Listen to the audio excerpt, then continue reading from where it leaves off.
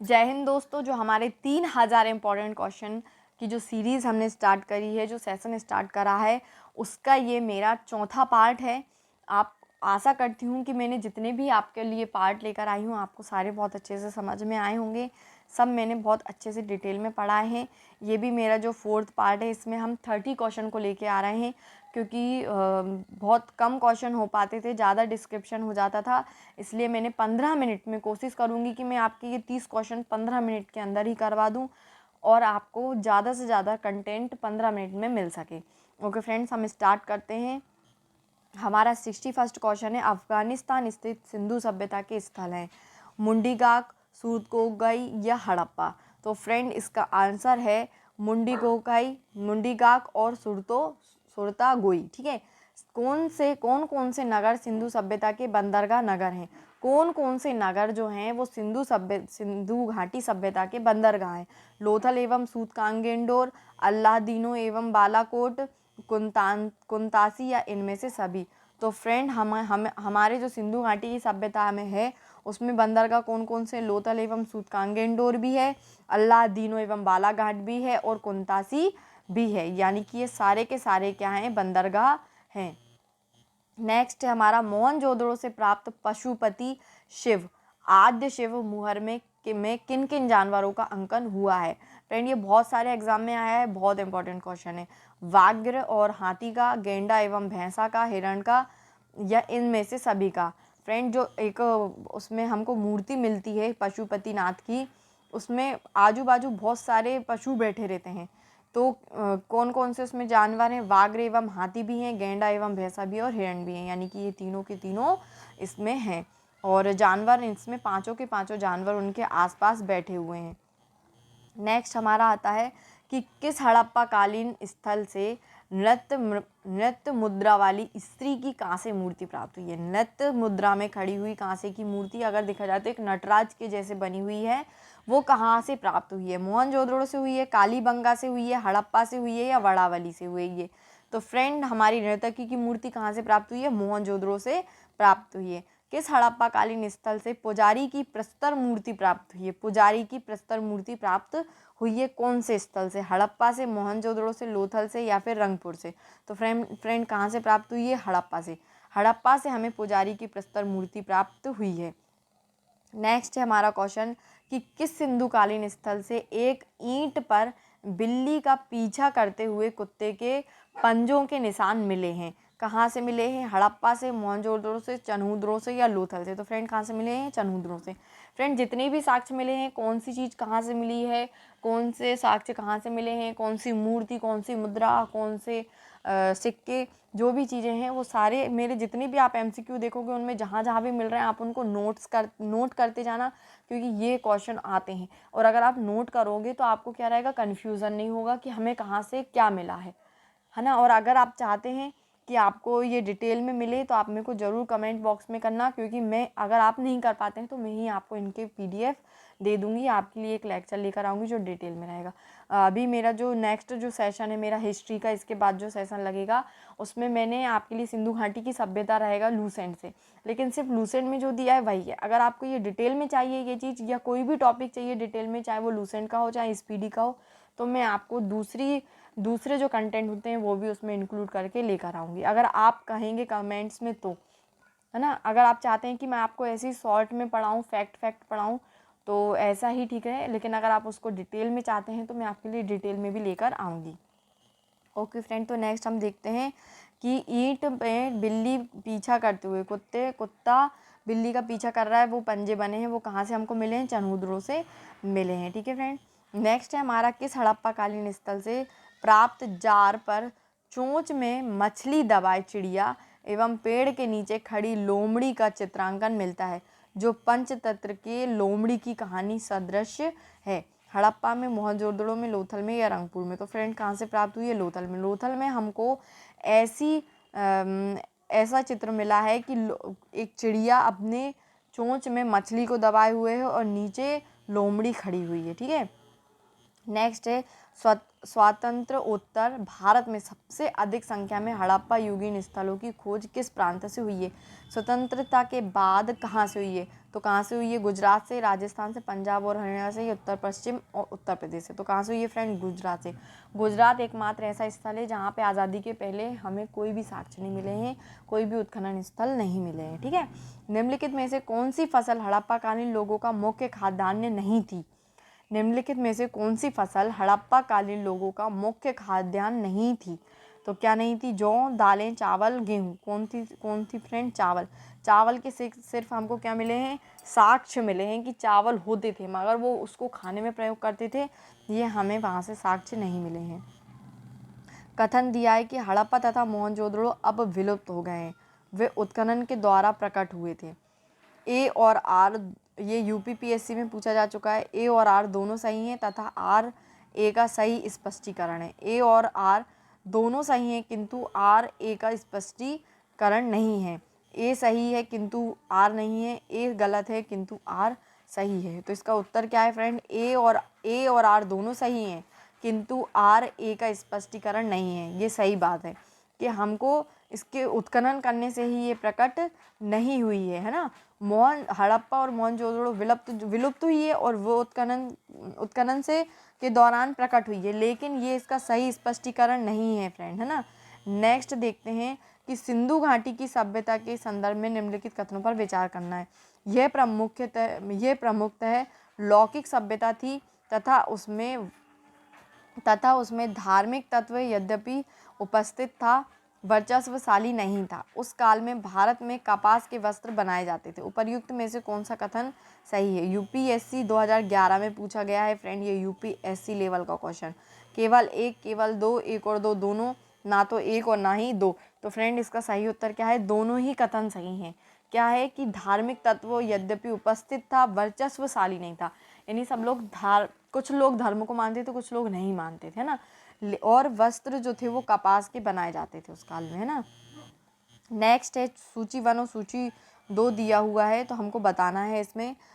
सूची 1 हड़प्पीय स्थल दिया और स्थिति दिया है। मांडा, दायमाबाद, कालीबंगा, राखीगढ़ी, राजस्थान, हरियाणा, जम्मू कश्मीर, महाराष्ट्र। ठीक है। तो हमें बताना है कौन सा किससे सुमेलित है। तो फ्रेंड हमें जो ए है, ए यानी कि जो मांडा है, मांडा हमारे कहाँ से? जम्मू कश्मीर से मिला है। दायमाबाद हमें कहाँ से मिला है? महाराष्ट्र से मिला है। कालीबंगा कहाँ से मिला है? राजस्थान से। और राखीगढ़ी कहाँ से मिला है? हरियाणा से, है ना। नेक्स्ट हमारा क्वेश्चन है 73rd में है, हड़प्पा कालीन स्थलों में अभी तक किस धातु की प्राप्ति नहीं हुई है? कौन सा धातु नहीं मिला है? ये छत्तीसगढ़ पीएससी 2012 में आ चुका है। तांबा का, स्वर्ण का, चांदी का या लोहा का?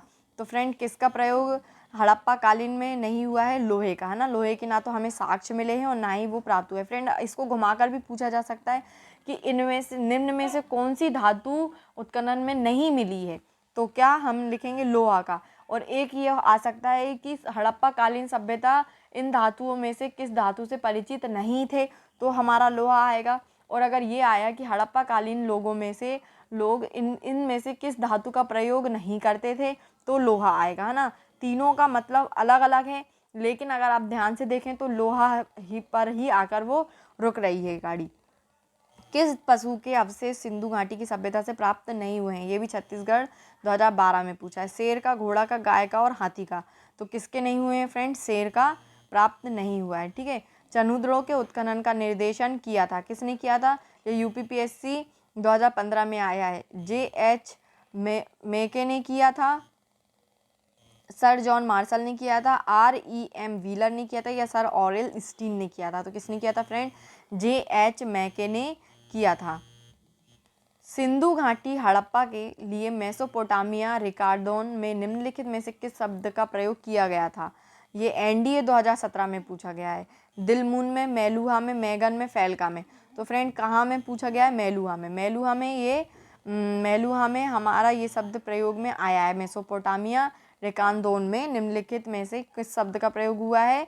मेलुहा का। सिंधु सभ्यता निम्नलिखित में से किस युग में पड़ता है? ये 39वीं बीपीएससी क्वेश्चन बीपीएससी में 1994 में आया है। ऐतिहासिक काल में, प्रागैतिहासिक काल में, उत्तर प्रागैतिहासिक काल में या आद्य ऐतिहासिक काल में? तो फ्रेंड कौन से ऐतिहासिक काल में आया था? ये आद्य ऐतिहासिक काल में। फ्रेंड मैंने एक चैप्टर करवाया है इतिहास में, प्राग ऐतिहासिक काल। तो उसमें हमें क्या पता चलता है कि प्राग ऐतिहासिक काल क्या होता है? प्राग ऐतिहासिक काल वो होता है जिसका हमें लिखित विवरण नहीं मिला, और लिखित विवरण जिसका मिला है उसे हम क्या कहते हैं? इतिहास कहते हैं।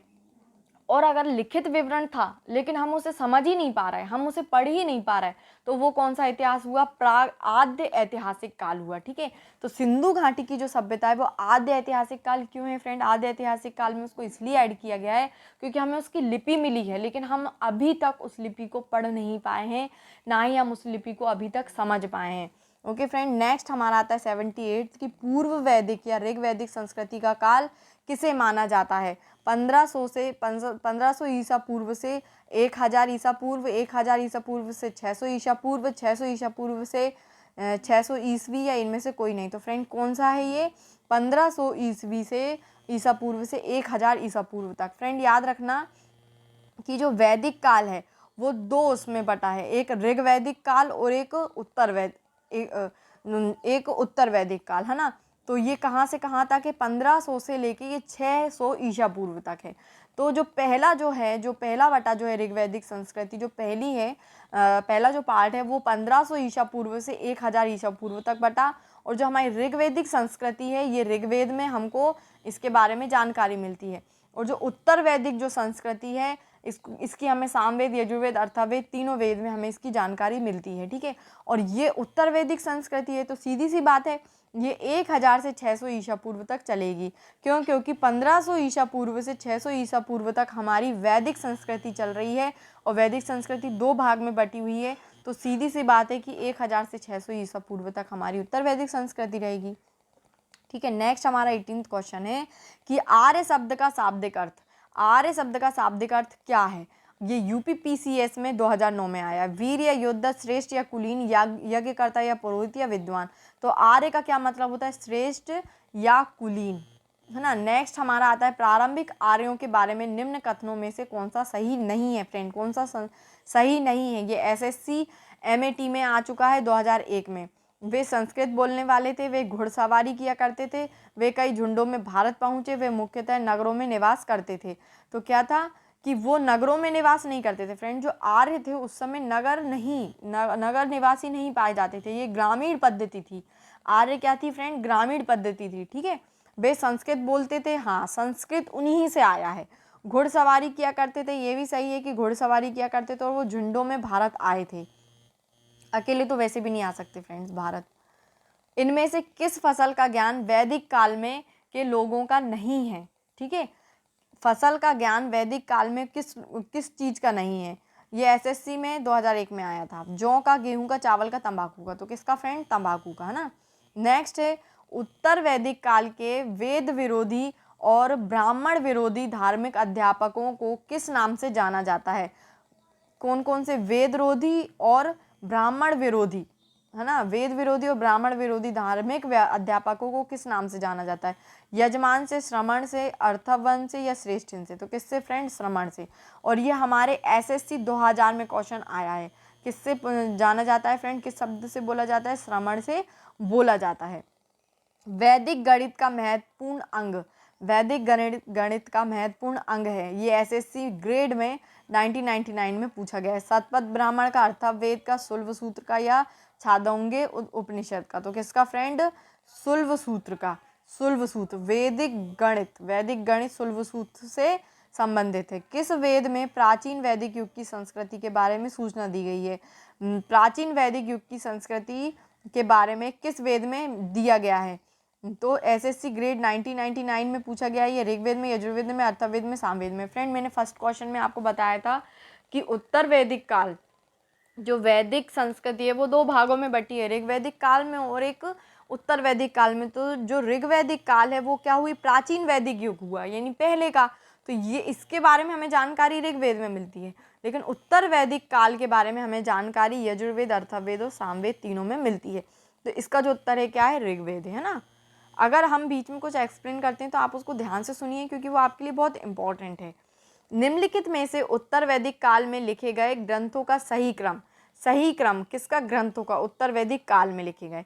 वेद, ब्राह्मण, आरण्यक और उपनिषद। वेद, उपनिषद, ब्राह्मण और आरण्यक, उपनिषद, वेद, ब्राह्मण और आरण्यक, वेद, आरण्यक, ब्राह्मण और उपनिषद। तो क्या है फ्रेंड, वेद, ब्राह्मण, आरण्यक और उपनिषद। और फ्रेंड अगर आपको जानना है वेद क्या होता है, ब्राह्मण क्या होता है, आरण्यक क्या होता है, उपनिषद क्या होता है, तो आप मेरा फर्स्ट वीडियो, मेरे इतिहास का जो सेशन है उसके फर्स्ट वीडियो को जरूर देखना, प्राचीन भारतीय इतिहास के स्रोत, उसमें मैंने वेद, ब्राह्मण, आरण्यक और उपनिषद के बारे में डिटेल से आपको जानकारी दी है।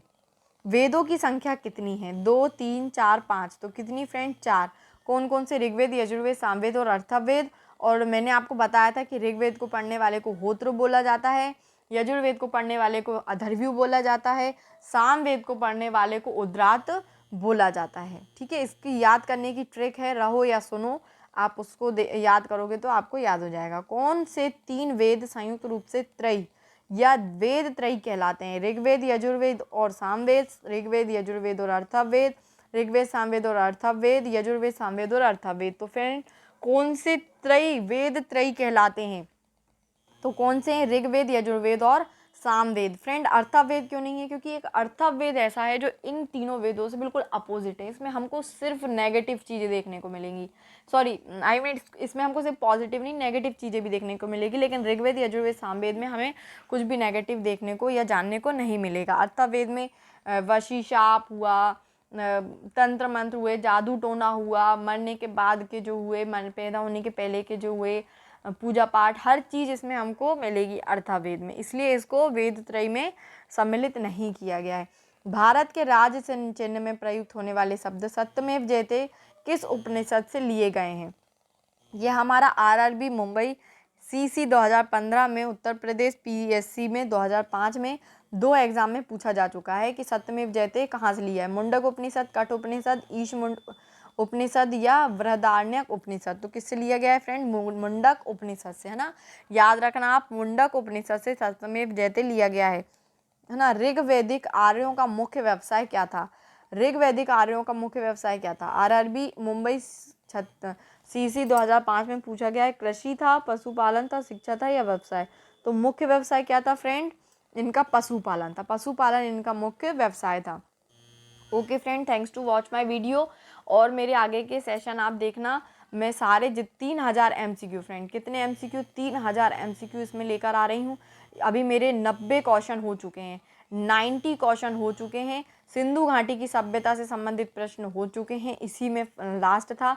अब मेरा वैदिक संस्कृति, वैदिक काल स्टार्ट हो चुका है, वैदिक काल भी अब हमारा चल रहा है, जो नेक्स्ट पोर्शन रहेगा उसमें हम 30 क्वेश्चन और लेकर आएंगे। हर एक हमारा सेशन जो रहेगा, हर एक हमारा सेशन 30 क्वेश्चन का रहेगा, हर एक लेक्चर में 30 क्वेश्चन को लेकर आऊँगी मैं, और कुल मिला के 3000 हमको पूरे क्वेश्चन करने हैं। हो सकता है इससे ज़्यादा भी होंगे, लेकिन 3000 क्वेश्चन तो हो ही जाएंगे हर सब्जेक्ट के। अभी इतिहास का चल रहा है, 2 चैप्टर, 1 चैप्टर हो चुका है सिंधु घाटी की सभ्यता, सेकंड शुरू हुआ है वैदिक काल। आप ये ज़रूर करना, जिससे मेरे जो लेक्चर चल रहे हैं हिस्ट्री में, जो मैंने लूसेंट जो स्टार्ट करा है उसमें हिस्ट्री चल रहा है, अगर आप उसको पहले देखेंगे और फिर क्वेश्चन को देखेंगे तो आपकी इससे प्रैक्टिस होने लगेगी। Okay friends, thanks to watch my video, और मेरे बाकी के सेशन को भी उतना ही प्यार देना जितनी मैं मेहनत कर रही हूँ, और मेरे वीडियोस को लाइक, शेयर और चैनल को सब्सक्राइब करिए।